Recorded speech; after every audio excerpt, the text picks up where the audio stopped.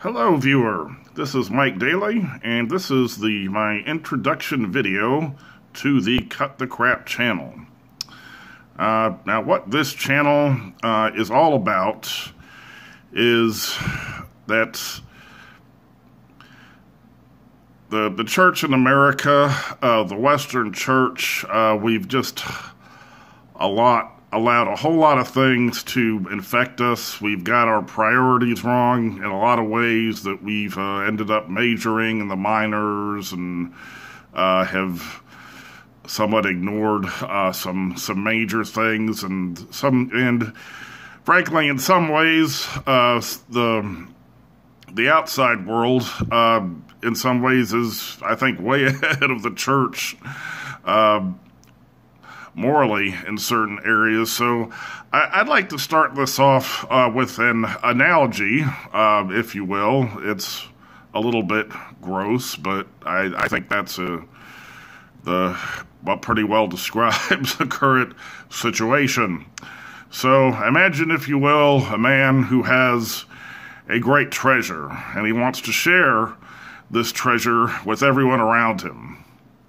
However, there's a problem in that the man is covered with crap. He literally has crap all over him, and he is somehow oblivious to the fact that he has crap all over him. So what happens is, he goes up to a person and says, "Oh, hey, man, sir, you really need what I have here. You need this great treasure that I have." And then the guy, noticing that the man has crap all over him, says, "Dude, man, I don't know what's going on with you. You need to clean all that crap off you first now." And then the man with the treasure, instead of hearkening to the other man's words that he has crap all over him, becomes indignant and says, "How dare you say you call all this stuff on me crap? I've worked very hard to get this crap all over me. This crap was given to me by God," or yada, yada, yada, all kinds of stuff. And so inevitably, the second man rejects the first man and does not receive the great treasure the first man was trying to share with him. So I would say this describes that. I think sometimes us Christians, we can maybe attempt to share Christ, attempt to share the gospel, and we may think we're getting rejected, or people are rejecting the gospel, rejecting Christ. But what it may be in reality is they're not so much rejecting Christ as rejecting all the other crap that they see on us or see in the church. And so it's we really need to have discernment, and we really need to let God open our eyes and be willing to I would say really be willing to unlearn a lot of things that we think we know. And I'm just going to give, I'll attempt to keep this brief, but I'm just going to give a bit of my personal testimony on this. For a few years ago, I was going through some stuff. I was dealing a lot with depression and other things, and I was and I actually became homeless. Was never really quite on the street homeless, but I was in and out of homeless shelters for about 2 years. Now, the last place that I ended up at was this mission that was run by a church. I was there for about 6 months, and the place, and like at any kind of homeless shelter or mission, or they had certain rules.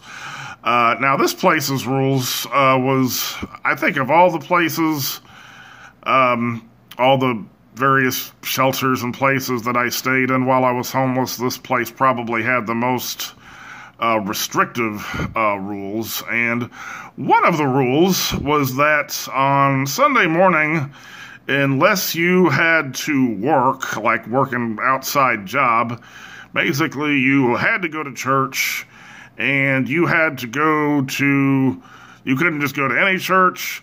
You had to go to the church that was over the mission. And which is interesting. There wasn't a whole lot of people staying there. I'm not sure what would happen if, say, like some Muslim person came that didn't want to go to a Christian church. But anyway, I went to the church faithfully, like I was supposed to, and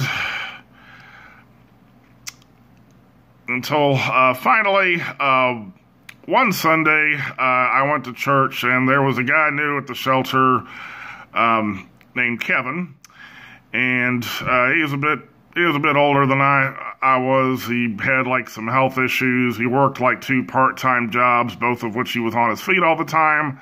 So that Sunday morning he was tired, and so during worship, where people generally stood up, he elected to sit instead. And and sort of out of a sense of solidarity, I guess, I just sat down with him. Now later that day, we were informed by the guy that was kind of over the homeless program at the mission, that from now on, we could not sit during worship. We had to stand. And it wasn't at all because, we want to make sure you're worshiping God, properly. It was just because this other guy who was over the overall mission, he felt that us sitting during worship was making him look bad in front of the pastor. And so I guess for me, this was maybe the first time I'd really seen where I got maybe just a little bit of persecution, but it was instead of being from worldly people or people who don't know God, although I guess these people probably didn't know God who were in the church. It was from people in the church, and something in me kind of snapped, I guess, and I went through a bit of I would say a bit of a spiritual renewal. A week after that, I was basically kicked out. I was accused of being manic and needing medical help. But anyway, the next few months, anyway, were pretty interesting, and it eventually worked out. But another thing, one thing that I did, I guess at the same time this was happening, was I had come to the conclusion that as a Christian that I was basically being a bit of a hypocrite, because on Facebook, just about all or most of my Facebook friends were other Christians. People that I had known from, different churches I had been in or different ministries. And however, as Christians, we're commanded to go forth through all the world and make disciples, preach the gospel, and so forth. And so to me, it was like, well, how can I really say I'm at all serious about that if, I can't even make friends on Facebook with people who are not Christians? And so I endeavored, I guess, over the next few months to change that, and to at least make Facebook friends with people who weren't Christians. And so over a period of time, I became friends, or Facebook friends anyway, with, I would say, atheists, humanists, Muslims, all kinds of different people. And I would say, learned a lot over those few months, just by, I'd say, honestly looking at people's posts. And something about with what I think went through at that church, and maybe not just that, but even just my overall experience with, being homeless, it helped me to kind of put some maybe previous held biases and prejudices I had aside, And so I'd be able to look at something, and whereas before I might say, okay, well, this is being posted by a guy that's an atheist, or this guy's using all kinds of cuss words in his post, so, I really shouldn't be listening to him. That now I was able to put that aside and just listen, okay, what is this guy really saying?